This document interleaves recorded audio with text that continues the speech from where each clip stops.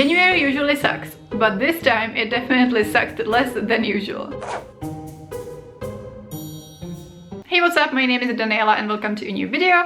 I make videos about books, travel and decluttering, so if you like any of that, don't forget to subscribe and give this video a thumbs up if you end up liking it. So I haven't made a monthly reading wrap up for such a long time, and last year the number of books I was reading in a month was fluctuating. So for example, last January I actually didn't finish any books, but this January I finished books. I had a good time reading, so I was like, let's do a monthly wrap up now and we will see if it sticks this year. Let's do some stats to begin with because I like stats.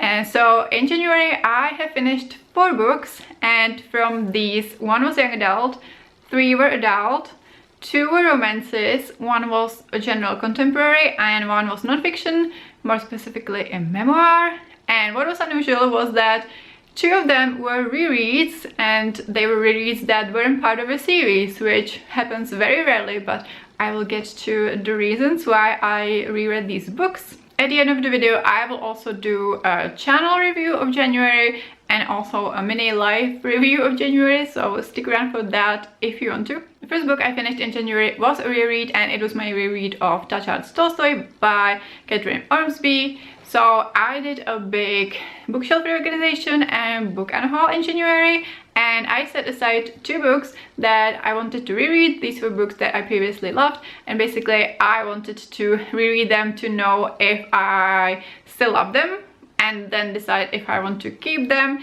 So that's what I did. So this was one of them. Tash Tolstoy is a young adult contemporary story about a girl named Tash, and she really loves Tolstoy and Anna Karenina, and with her friend they make a video series, and it's a modern adaptation of Anna Karenina. One day someone gives them a shout out and they kind of blow up on YouTube, and it's a lot about how they are dealing with suddenly having a lot of eyes on their work and all of these comments and social media. There's a lot of good representation in this book that I really enjoyed. So Tash is American, but she had Czech grandparents, so there were some mentions of Czech culture and Czech history. She's also a vegetarian, which is always nice to see in books, and she's romantic asexual, which is something that is discussed quite a lot in the book. I was a bit scared to reread this book because I enjoyed it so much in 2019 and it meant a lot to me back then.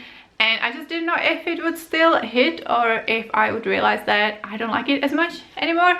But I had such a lovely time rereading this. I still had all of my post-its from back then and I just had a blast rereading it. But then I kind of realized that now that I have read it twice, I probably won't reread it for some time, so I decided to unhaul it. So it was part of that unhaul that I did in January, but it was still 5 stars, and I will always recommend this book, especially if some of the themes that I mentioned are interesting to you. The second book I finished in January was Written in the Stars by Alexandria Bellflower. So this is an adult sapphic romance, and the synopsis says that it has nods to Bridget Jones and Pride and Prejudice, and maybe in some aspects, but I don't think it was like that prevalent in there. We follow 2 women in this book and they are very different from each other. So we have Elle, who is an astrologer. She has a very successful business based around that, but her family doesn't really approve of that, and they don't realize that she's actually successful, and she doesn't get much love from them, and they kind of bring her down. Like it's not nice.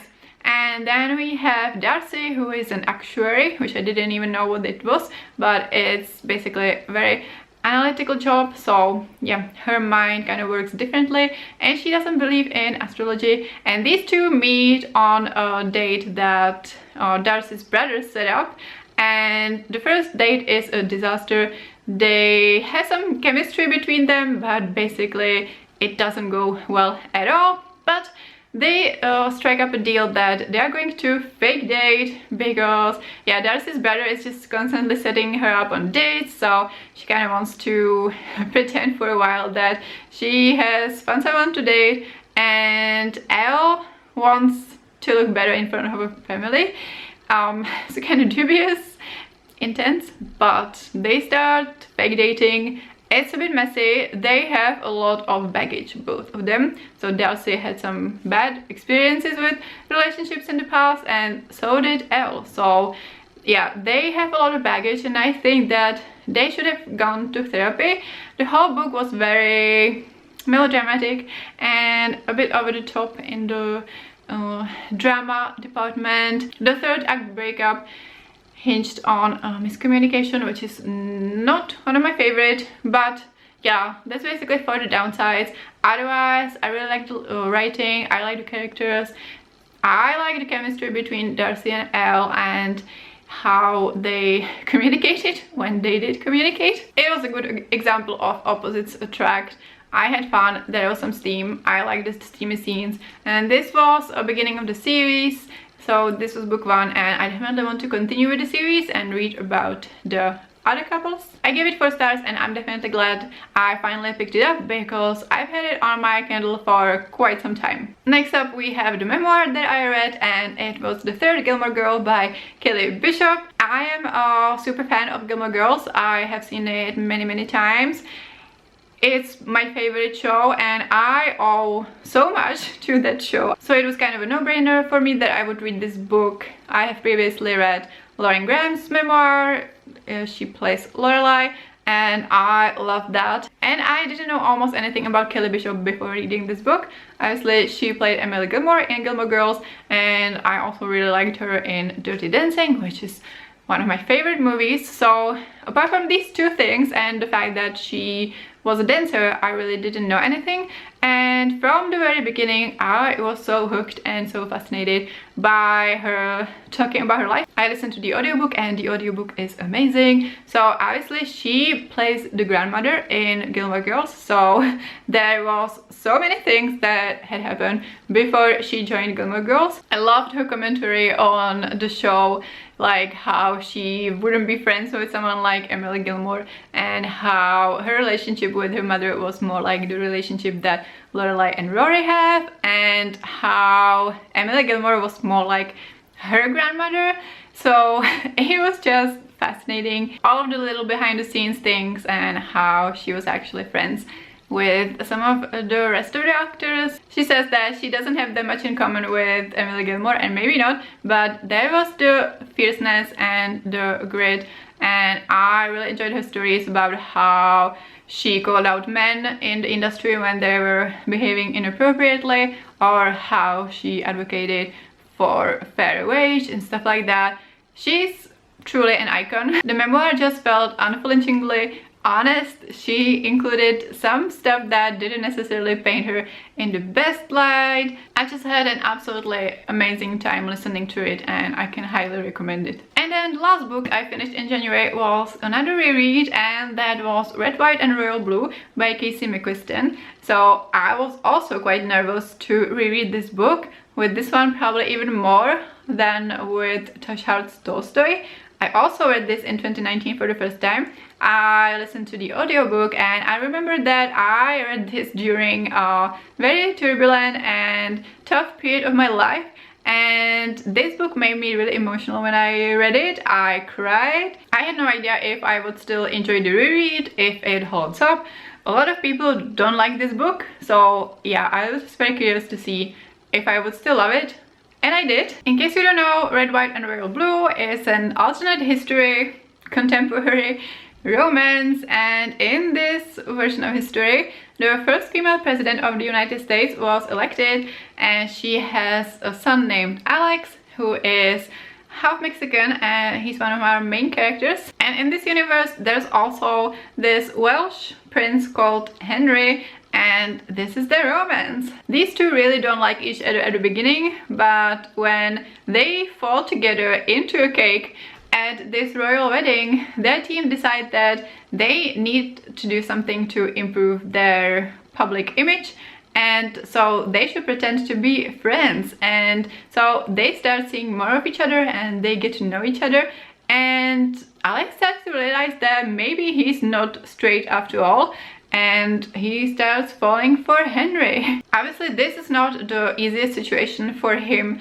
personally, politically, diplomatically, because his mother is about to run for the president for the second term, so everything is a bit chaotic, and you know, they really care about the image and all of that. Having now reread this book physically this time, I can say that I still absolutely love this story. I love both of the main characters, most of the side characters, and I was rooting for their romance so much. I love them so much, and I would just protect them at all costs. This romance is pretty long. It has 420 pages, but it didn't get tedious. It tries to handle a lot of topics, so maybe there wasn't that much space for some of them. As I said, a lot of people don't like this book and have a lot of criticism for it, and so I want to kind of react to some of the things that I've seen in reviews. So, is Alex an annoying character? Yes, he is. Do I still love him? Yes, I do. Is Henry boring? No, I don't think so. I think he's a pretty interesting character. Is it a fairy tale version of reality and a simplification of the political scene? Yes, but I think that it set out to do this and it did it really well. I'm not even American, but it was a little bit tough to read this book during current times because, yeah, it is a very idealized version of politics. One could kind of discuss this for a long time, but I'm going to stop here. It is still 5 stars. I'm so glad I reread this and confirmed to myself that I still love it. The history phrase is iconic, and so is this book. So these were the books I read, but we are not done with the video yet. I also want to quickly go through what happened on my channel in January. So I uploaded 4 videos. I did my bookshelf reorganization first, which then led to a book unhaul. I also did a huge decluttering project that started in December and continued into January. I had a lot of fun making this video, but most importantly, it made like such a difference in my life to do a big declutter of my apartment. And I also did a reading wrap-up of 2024 where I went through my stats, I reviewed my goals, and I rambled about my worst books of the year, and for some reason I forgot to mention that video, but that also happened. I also did 2 live streams, so these were productivity / reading sprints, and I'm so glad to be getting into the swing of things with regular lives. I don't have a fixed schedule yet, but I'm doing them pretty regularly now, so keep your eyes on either my community posts on YouTube or follow me on Instagram, where I always share about lives. What I also want to include in this monthly wrap-up are the stats for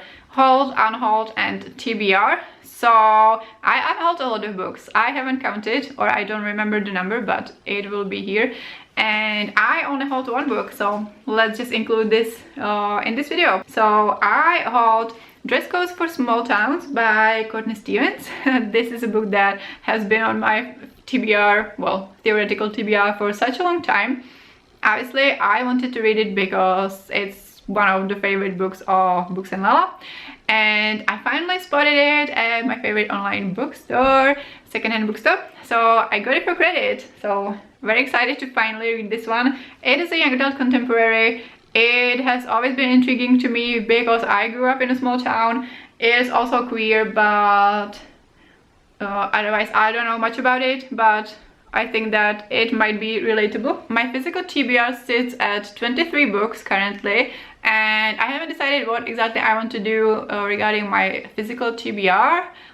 I still haven't like formulated all of my 2025 goals, and I also think that I kind of want to re-evaluate them quarterly, so no big deal that I don't know yet, because yeah, sometimes goals for the whole year just get forgotten or become less relevant. But I do know that I want to read all of the books that were on my TBR before 2025 started. So in this case it is 22 physical books and also some ebooks and audiobooks that I went through in one of my previous videos. For a rapid fire life wrap up for January, so this was the first time probably in my life that I managed to have a time off for a whole month, from like the 20th of December to 20th of January, and it was amazing because I hate winter, I hate the cold, so this way not having to go to the office and just doing my own thing was just amazing. I also went on holiday, so I went to Gran Canaria for a week. Gran Canaria is becoming my second home. This was my 3rd time there. I didn't vlog for YouTube this time. I just did a lot of content for TikTok, which is vertical, obviously. So I'm posting some of that on shorts actually, but I don't have a horizontal vlog. But I will link my vlog from 2 years ago, which I vlogged for YouTube. Otherwise, I went to see Wicked with my niece, which was absolutely lovely. She reads a lot and she also reads in English. So now we can really talk about books and it's just the best thing. And I really liked Wicked. I didn't know anything about it actually. Like I've never seen the musical or anything. I kind of read The Wizard of Oz, but that was like my whole background. I didn't know anything and I ended up loving it. It was a really fun time. It was long, but it really flew by. I didn't think that most of the songs were that memorable, but the story was fun to watch. The main characters smashed it. I really like Ariana and I also really liked Cynthia in it. So yeah, it was absolutely lovely experience. So that would be all. It was a lot. Let me know what you think about this format. Do you think it works okay, or if it's like too much in one video, or just let me know any of your thoughts. If you got to this point, leave me a freezing emoji because we are still freezing here. Like this video if you enjoyed it and subscribe to my channel if you want to see more. Thank you so much for watching and I will see you next time. Bye!